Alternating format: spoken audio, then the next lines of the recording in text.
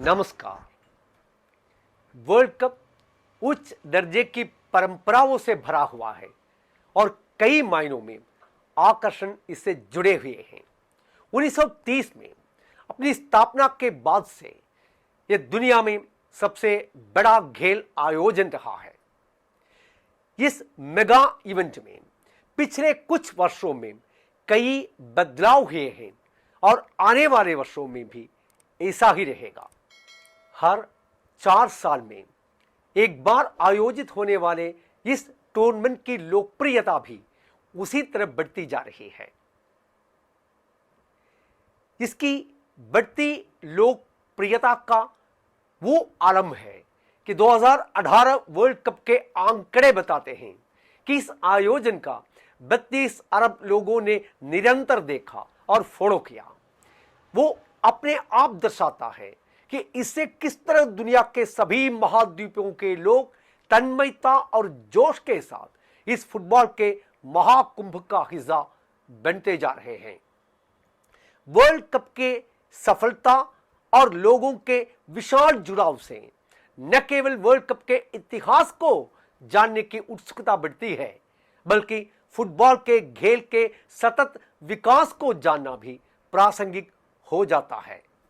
अब पूरी दुनिया के हर कोने में खेले जाने वाले फुटबॉल के बारे में माना जाता है कि इसका जन्म इंग्लैंड में 19वीं सदी के मध्य में हुआ और वहीं से इसकी शुरुआत हुई। लेकिन एक कहानी यह भी है कि 18वीं शताब्दी में एक डेनिस रेडिंग पार्टी ने किंगस्टन ऑन वेल्स को हराया था और उसी उत्सव के माध्यम से विजयी सेक्शन ने डेनिस नेता के साथ फुटबॉल का खेल खेला था। हो सकता है ऐसा कोई वाकया हुआ हो, लेकिन आधुनिक इतिहासकारों द्वारा एक साथ रखे गए सबूतों के बाद हमारे पास यह मानने का कोई ठोस और विश्वसनीय सबूत नहीं है कि फुटबॉल का एक प्रारंभिक रूप 12वीं सदी तक इंग्लैंड में खेला जाता था।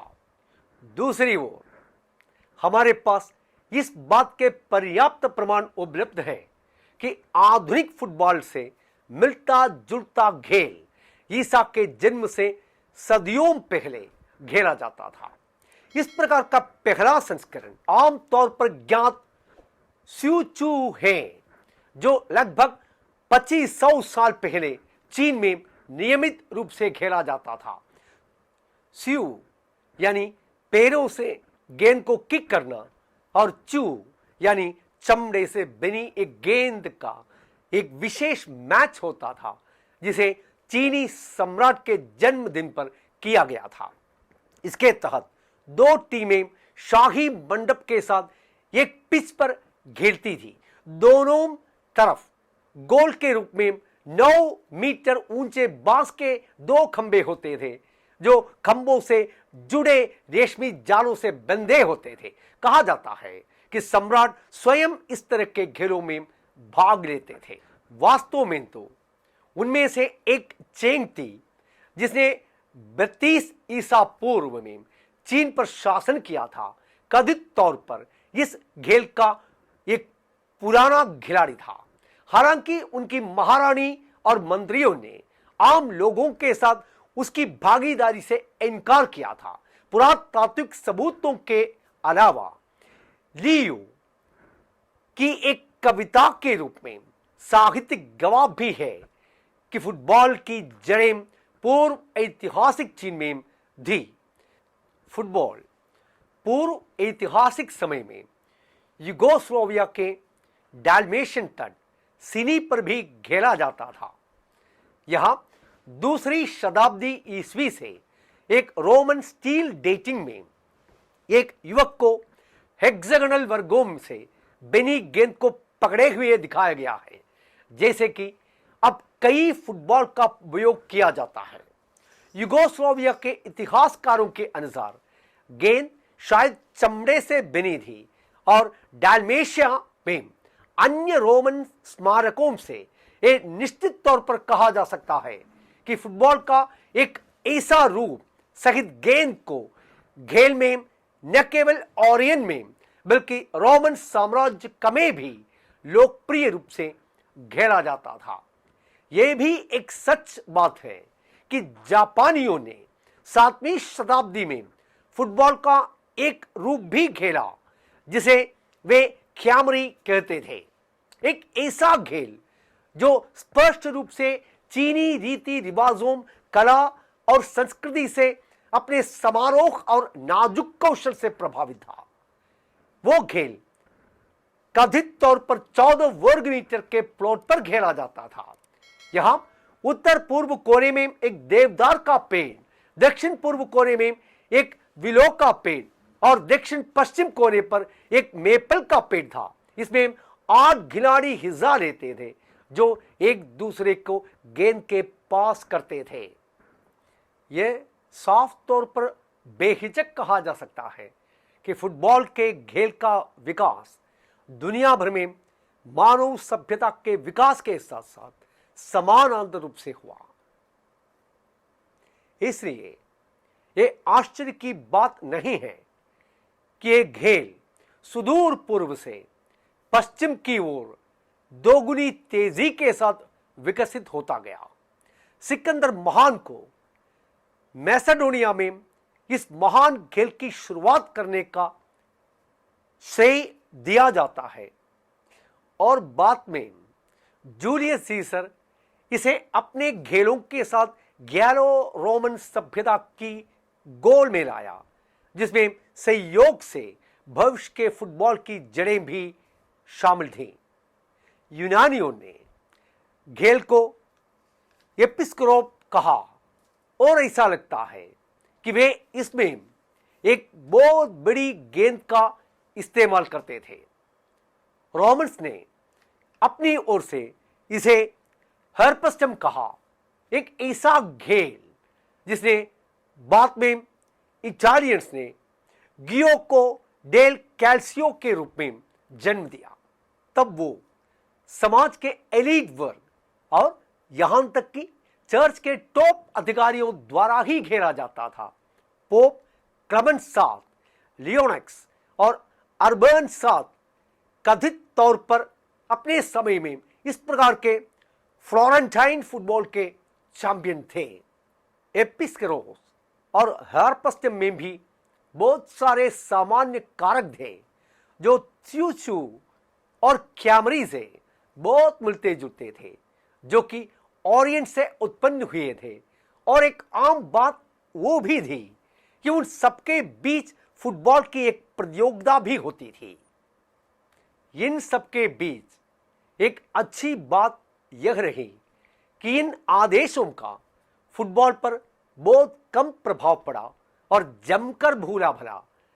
वैसे ये भी उतना ही सच है कि एक हिंसक खेल बना रहा जो अक्सर सड़क युद्ध से कम नहीं होता था।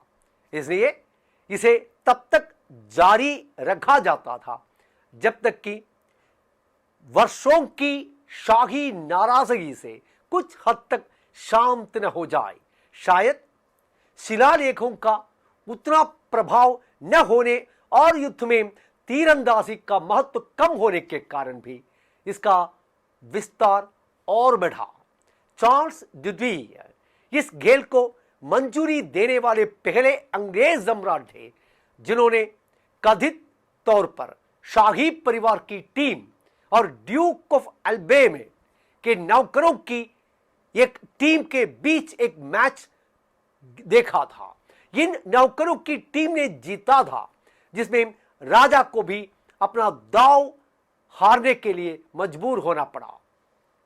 18वीं शताब्दी के अंत में इस खेल के प्रति झुकाव मजबूरी बना रहा, लेकिन खेल खेलने के अवसर बेहद सीमित थे।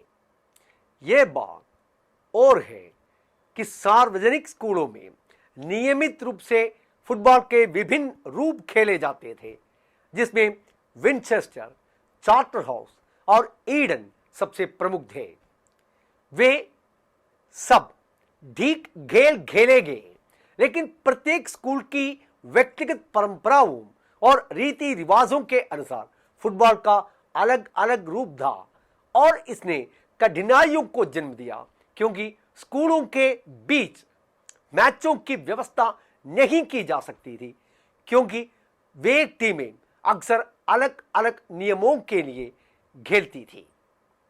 जाहिर है, अगर संगठित फुटबॉल को गंभीरता से खेला जाना था तो इसके लिए एकमात्र उपाय जो रह गया था, इसके सामान्य नियम बनाए जाए और 1848 के कैम्ब्रिज की अगुवाई में नियमों की सही दिशा की ओर की गई। वैसे इन नियमों का तत्काल प्रभाव मामूली था और पूरे देश में तो इसका बहुत सा प्रभाव पड़ा, विशेषकर शेफील्ड में, जहां आज दुनिया का सबसे पुराना रजिस्ट्रेड फुटबॉल क्लब है। अभी भी मैच 1855 में बनाए गए स्थानीय नियमों के तहत ही खेले जाते हैं। 1846 में नियमों को तैयार करने की शुरुआत करने वाले जेसी ड्रिंक्स ने 1862 में जाकर विभिन्न नियमों को एक रूपता देते हुए 10 नियमों को तैयार किया। उन्होंने इसे सरल खेल के लिए बनाए गए सरल नियम का नाम दिया। कई आवश्यक जगहों पर ड्रिंक्स के नियम वैध बनाए गए हैं और उनमें से 5 तो संगठित फुटबॉल के 120 से अधिक वर्षों के लिए लागू भी रहे हैं। ड्रिंक्स ने अपने नियम प्रस्तुत करने के 1 साल बाद 2 बैठकें अक्टूबर 1863 में बुलाई। इन बैठकों में नियमों का एक सेट निकाला जो 1862 में प्रकाशित नियमों की तुलना में लंबे और स्पष्ट दोनों थे। खेल के विविध कोड्स को समेटने में नियमों ने एक लंबा सफर तय किया। 26 अक्टूबर 1863 को ऐतिहासिक महत्व की बैठक फ्रीमेंस टवर्न्स, ग्रीन क्वीन स्ट्रीट, लंदन में हुई, जिसमें इसे मान लिया गया। आखिरकार इसके लिए अहम बैठक हुई जिसमें 11 क्लबों के प्रतिनिधियों ने भाग लिया। इस बैठक ने दुनिया के सबसे पुराने राष्ट्रीय फुटबॉल संघ, फुटबॉल एसोसिएशन को जन्म दिया, जो इन दिनों एफए से अधिक परिचित रूप से जाना जाता है। यदि नियमों के एक कोडिफाइड सेट के तहत क्लबों के बीच कंपटीशन का महत्व एफए के गठन का मुख्य उद्देश्य था, तो वह जल्द ही पूरा हो गया जब 1871 में एफए कप को स्थापित किया गया। 1 साल बाद इंग्लैंड को अपना पहला इंटरनेशनल मैच खेलने का अवसर मिला। होम कंट्री इंग्लैंड और स्कॉटलैंड के बीच 1 नवंबर 1872 को हैमिल्टन क्रेसेंट पैट्रिक में खेला गया। यह मैच गोल रहित ड्रॉ रहा था। स्कॉटिश एफए का गठन 1873 में हुआ था और जल्द ही 1876 में एफए वेल्स और 1880 में आयरलैंड भी साथ आ गए, जिससे खेल को प्रोत्साहन मिला। फुटबॉल जल्द ही हजारों लोगों द्वारा खेला जाने लगा था, जो इसके आसान नियमों से आकर्षित हुए और साधारण उपकरणों के कारण वो अधिक फैला। एक बार फिर मानव सभ्यता के विकास की वजह से ही इस खेल का भी बहुत अधिक पैमाने पर विकास हुआ। अगले काफी वर्षों तक फुटबॉल का इंग्लैंड में मजबूत आधार बना रहा, लेकिन इसके साथ ही इसी समय यानी 18वीं सदी के अंत और 19वीं सदी की शुरुआत में एक विशाल सोशल और इकोनॉमिकल रेवोल्यूशन, जिसे बाद में इंडस्ट्रियल रेवोल्यूशन के नाम से जाना गया, वो भी हो रहा था। कुछ वर्षों के भीतर अंग्रेजी आर्थिक एजेंडे की मूल बातें बदल दी और कोयले और लोहे के लिए नए उपयोगों की खोज के बाद कृषि ने प्रमुख स्थान पर कब्जा करना बंद कर दिया। इंडस्ट्रियल रेवोल्यूशन के बाद तो इंग्लैंड का इकोनॉमिकल एजेंडा ही बदल गया और वो एग्रीकल्चर से निकलकर एक औद्योगिक देश में तब्दील हो गया, क्योंकि कोयला और लोहा के प्रयोग ने उनकी जगह ले ली। अगले 100 साल तक देश में इंडस्ट्रियल इंपॉर्टेंस के साथ ही साथ रेलवे प्रणाली के विकास की वजह से आबादी का माइग्रेशन भी एक विशाल आंदोलन की तरह हुआ। वैसे जनमानस का यह आंदोलन प्रमुखता सहित होना ही था, क्योंकि फुटबॉल के बाद के डेवलपमेंट के मुख्य कारण बने ब्रिटिश प्रवासी, व्यापारी और यहां तक कि मिशनरी भी। इन सब ने मिलकर फुटबॉल का समाचार खेल की दुनिया के चारों कोनों में हर तरफ फैलाया। कुछ वर्षों के समय में फुटबॉल वास्तव में एक अंतर्राष्ट्रीय खेल बना, तो उसका मुख्य कारण उन अंग्रेजों का फोरसाइट जोश था, जिन्होंने खेल के बेसिक टेक्निकल स्किल को वहां की स्थानीय आबादी तक पहुंचाया। वे वहीं बस गए थे।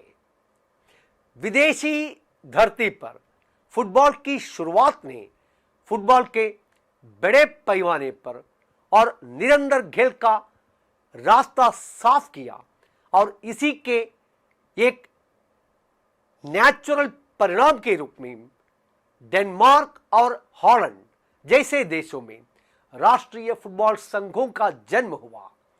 जल्दी ही Argentina, Belgium, Chile, Switzerland, Italy, Germany, Czechoslovakia और ब्राजील और नॉर्वे में राष्ट्रीय संघों का गठन हुआ। अपनी संबंधित सीमाओं के भीतर खेल के नियंत्रण और अंतर्राष्ट्रीय टीमों के बीच मैचों की व्यवस्था का यह एक आवश्यक प्रारंभिक दौर था। वैसे तो ऐसे मैच अक्सर तत्काल पड़ोसी देशों तक ही सीमित थे। बाद में जैसे जैसे फुटबॉल का खेल दूर देश में फैला, वैसे एक इंटरनेशनल बॉडी की जरूरत महसूस की जाने लगी। इसी के फलस्वरूप 20वीं शताब्दी के शुरुआती वर्षों के दौरान सबसे उल्लेखनीय उपलब्धि फीफा की स्थापना के साथ हुई। यह फुटबॉल को नियंत्रित करने वाली विश्व संस्था थी। फीफा का गठन 21 मई 1904 को पेरिस में 7 देशों यानी France, Belgium, Denmark, Netherland, Spain, Sweden और स्विट्जरलैंड के प्रतिनिधियों द्वारा कॉन्क्लेव में किया गया। इस बैठक में लिए गए निर्णयों में से एक यह था कि स्थापित हुई नई बॉडी को एक इंटरनेशनल टूर्नामेंट वर्ल्ड कप को आयोजित करने का अधिकार दिया जाए। वैसे इस फैसले को वर्ल्ड कप की असलियत में तब्दील होने में पूरे 26 साल बीत गए। ओलंपिक की तरह फीफा को अपने प्रमुख लक्ष्य साकार करने के लिए एक फ्रांसिस यूल रिमेक की जरूरत पड़ी। फिर मिलेंगे। धन्यवाद।